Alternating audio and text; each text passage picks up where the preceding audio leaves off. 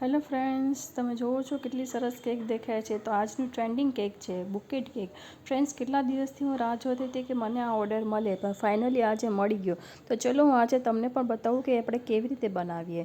Friends, બધા ફ્લાવરને મેં wash કરી લીધા છે. વોશ કરીને આપણે એની ઉપર સેલો ટેપ કે તમે ક્લિંગ રેપ કોઈ બી કંઈ લગાવી શકો છો.